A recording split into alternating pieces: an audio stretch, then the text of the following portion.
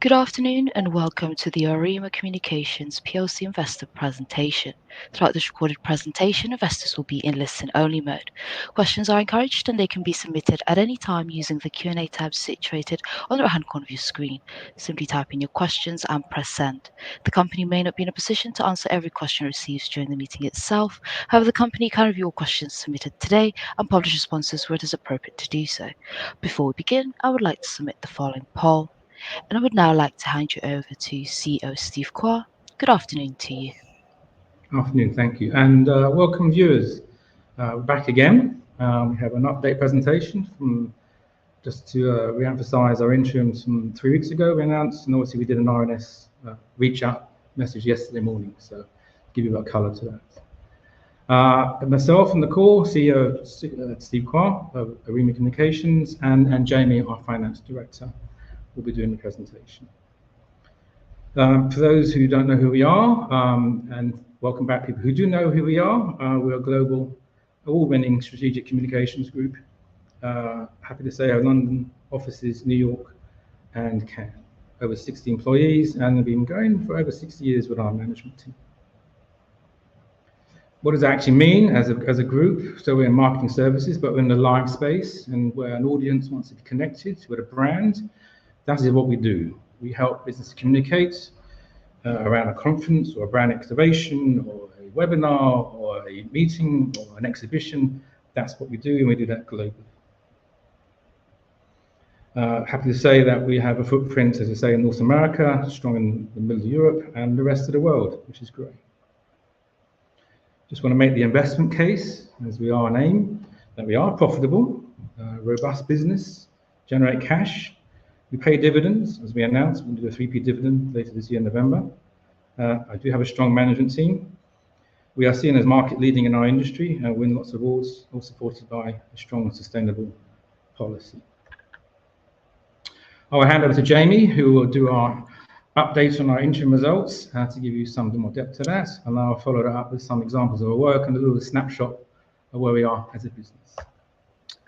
Thank you, Steve, and welcome everybody. I'm here to just provide an overview of the interim results we announced just over 3 weeks ago.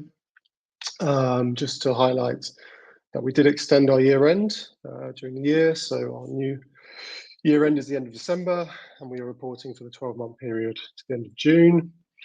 So just to run you through the numbers, revenue was broadly in line with last year at just over £20 million. This was on the back of another strong June. That's our busiest period of the year. Lots of work at Cannes Lions, but a lot of events around and in that period. And we also had quite a strong H1 in terms of revenue as well. Underlying profit before tax. So this is stripping out the restructuring costs that I will discuss in shortly. Was £615,000, 41% increase on the profit before tax last year, £437,000.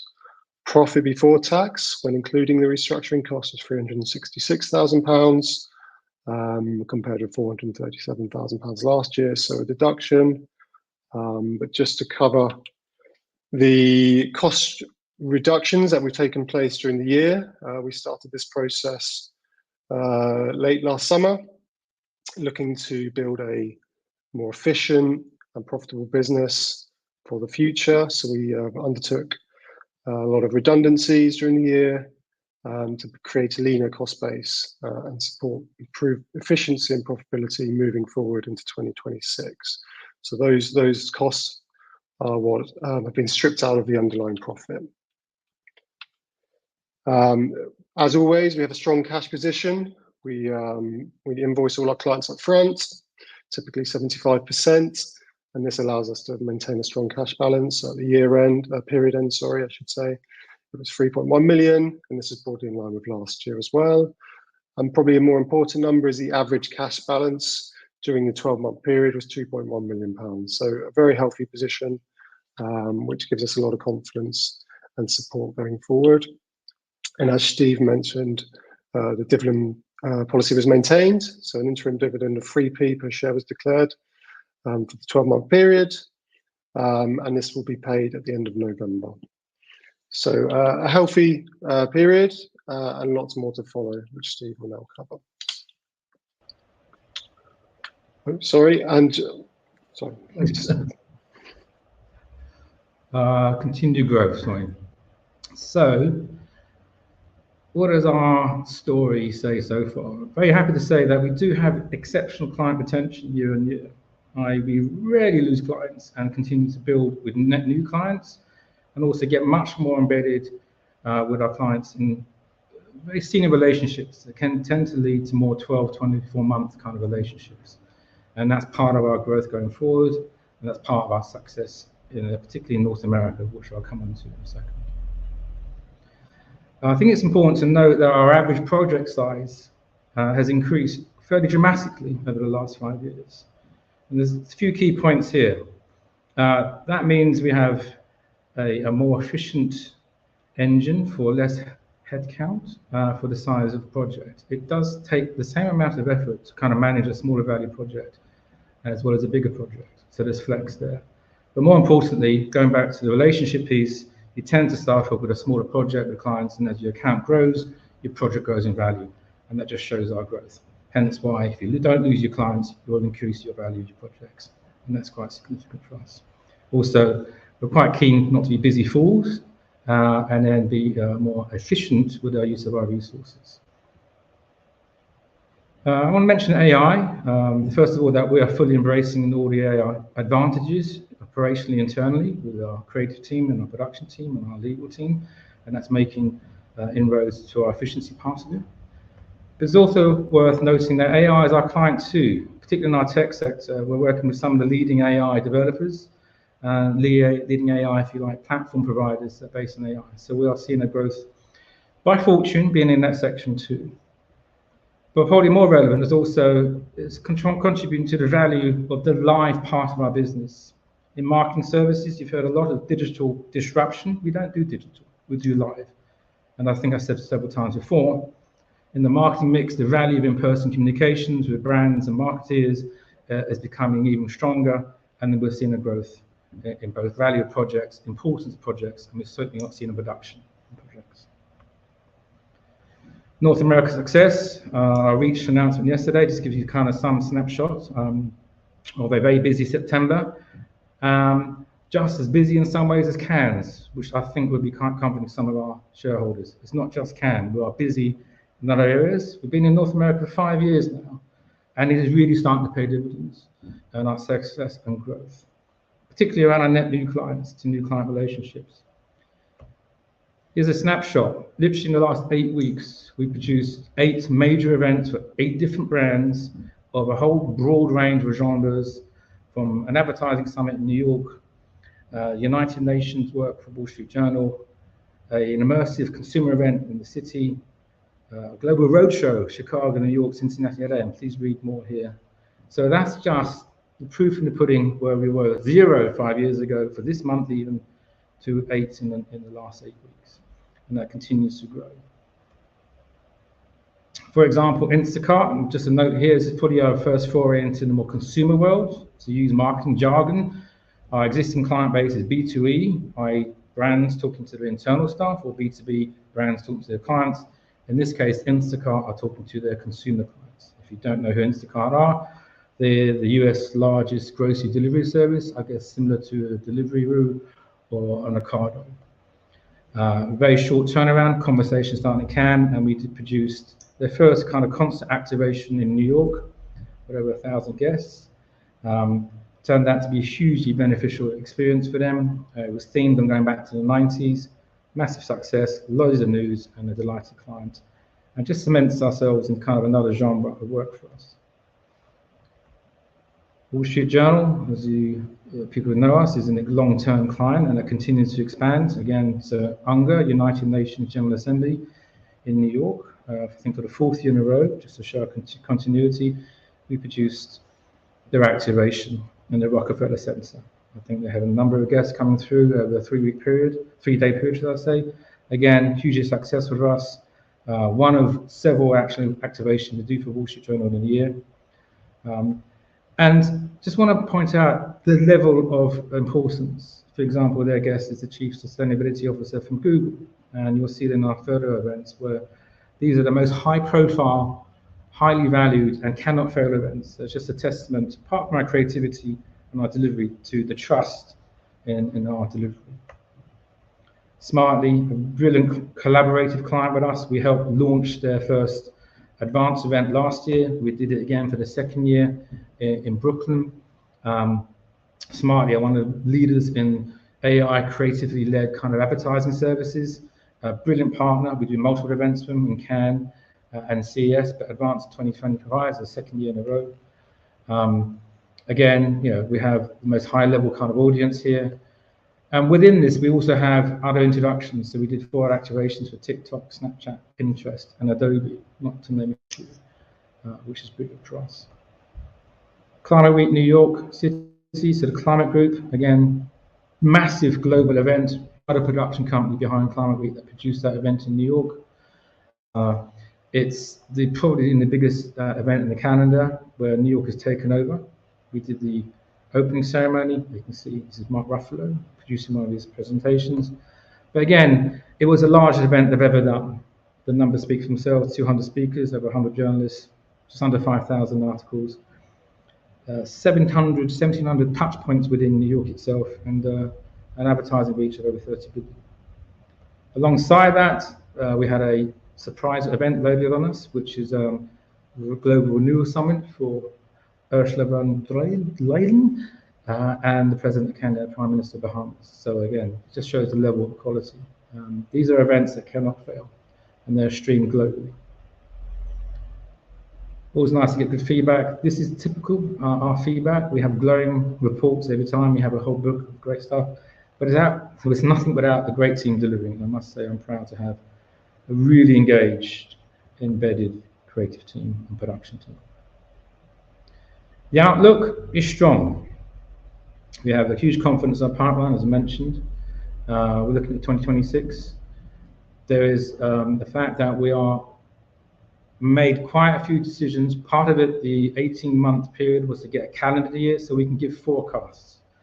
And as we close September, as we close contracts, we will be giving that forecast this side of Christmas, around November, hopefully, to give you guidance for the market going forward.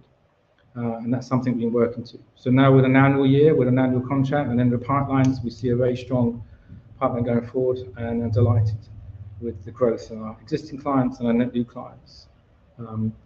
Just to emphasize, obviously the product and the quality that we do is exemplary, but we have a really strong marketing and sales team and have a really strong account team, which is all part of our success.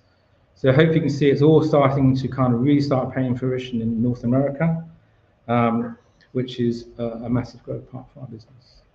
Just to remind ourselves, as Jamie says, we are cash positive and very strong, which gives us confidence in our investments, but also we nurture that cash. It's good security for our business and for our shareholders.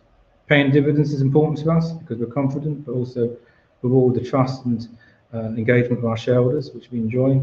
Our reputation continues to grow. We are certainly feared by our competition and loved by our clients, and we're long that it can continue. And nimble. I think we had a massive rapid growth. Part of the rebalancing to get back some of that nimbility, can't say that, or agility, but also being in the right size and scale to kind of do global events. Pipeline is strong, relationships are super strong, and our outlook was great. And we're looking, and we will be doing forecasts in the very near future. Thank you. So really questions.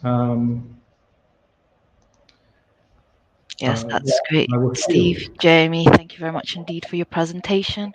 Ladies and gentlemen, please do continue to submit your questions using the Q&A tab situated on the top right corner of your screen.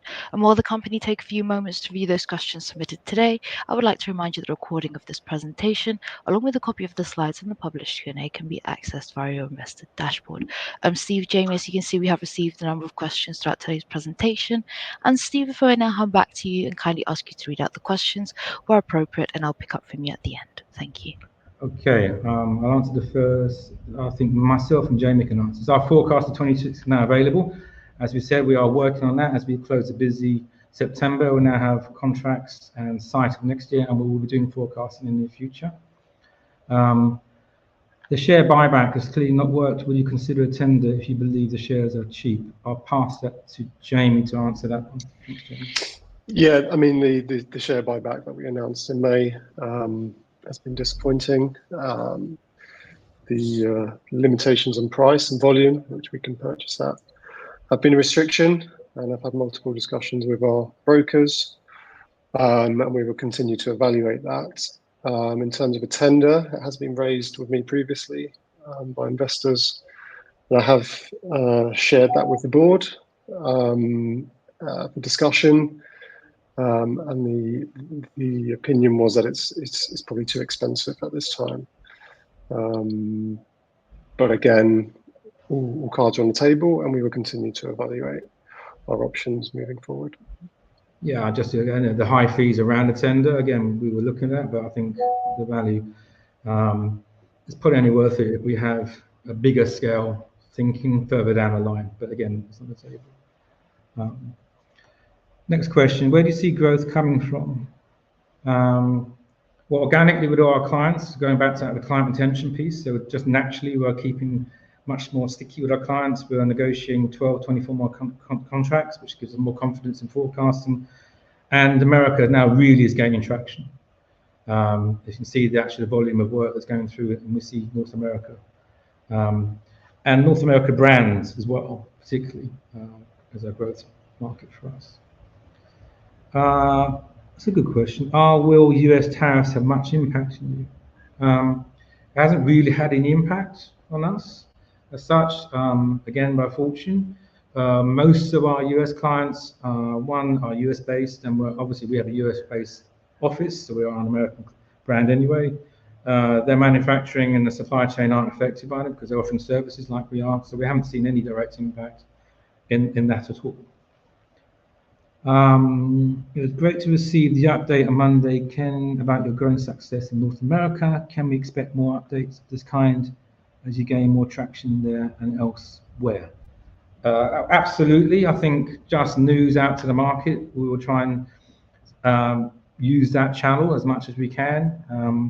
We have kind of gone, as you say, for some rebalancing. So now we're kind of on our next phase in outward broadcasting. So absolutely, there'll be more comments from us. One for Jamie, actually. With a healthy cash balance, are you looking to no, this is more for me, actually. With a healthy cash balance, are you looking to do any acquisitions anytime soon? If so, what areas might you look to strengthen? Well, obviously, we're always looking at opportunities. I've said it before, but we're very cautious about that. I believe that most acquisitions are quite high risk. But the considerations are the obvious ones. Is it geographically advantageous to us? Is it a new market sector or new industry? Or is it great talent? Or is it a good offer? Some of our agencies aren't doing as well as we are.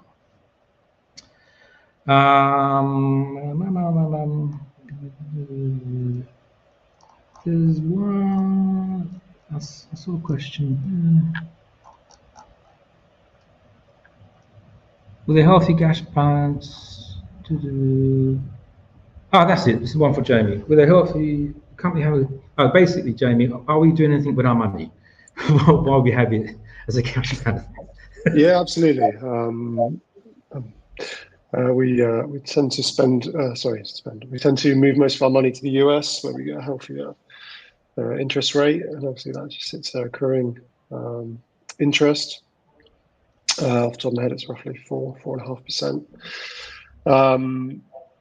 And yeah, we're always looking out for opportunities, and I think there's scope to work closely with some of the board members to see if there's opportunities to improve that moving forward. But absolutely, yes, there's always room for improvement, I guess. But yeah, we do move it to where the interest is highest, and we will continue to evaluate that. Some more questions coming in. One's about payback. Okay. David S., you mentioned less clients but moving to high value projects. So what happens if a client comes back with a smaller or similar project? Are you just turning the business away? Well, there's always a commercial decision about turning the business away. We are certainly turning down businesses, projects that we don't think are of value to us. Client relationship and size of project aren't necessarily hand in hand. We will do small projects if we see as an upside. and most of our clients have grown that way. It's just that our projects have just got bigger in general, as in our perception of the type of work we do, but also I think kind of the type of client we're working as well, and their needs. How do you see growth in the US locations going in the next few years? Obviously, starting East Coast, West Coast is quite a focus for us. The learnings we've had in America is having boots on the ground in locations is very important, but geographically, your team can be based anywhere. They're so used to flying across from East Coast to West Coast is further away than London. So there'll be more to do where we think some of our temp poles are. And as you know, a lot of events happen in New York, which we're activating on, and now we're seeing more in San Francisco, California. And we'll probably be looking at that. What else?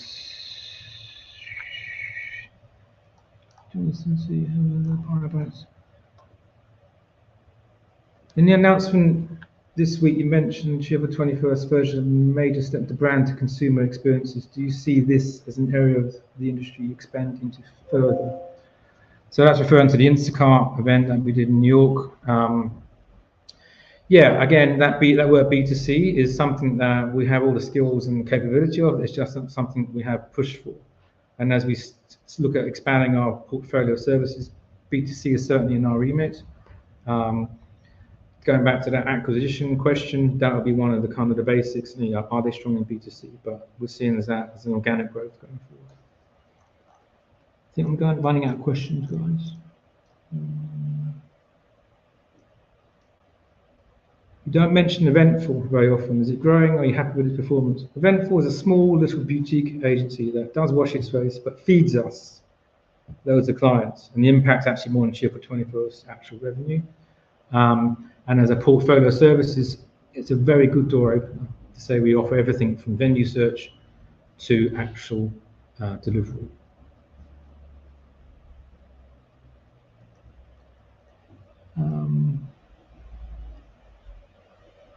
Why was the company so? I'm going to ask. I'll answer your tougher questions. Why was the company so unagile that the cost of restructure was circa 250,000?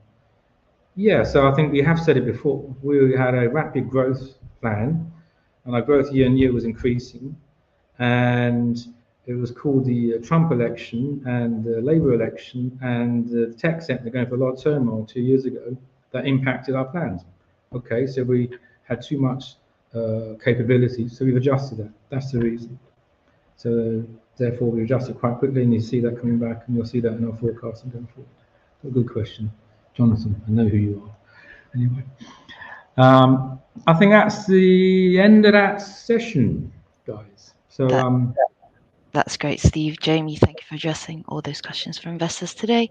And of course, the company can review all questions submitted today and will publish those responses on the Investor Meet Company platform.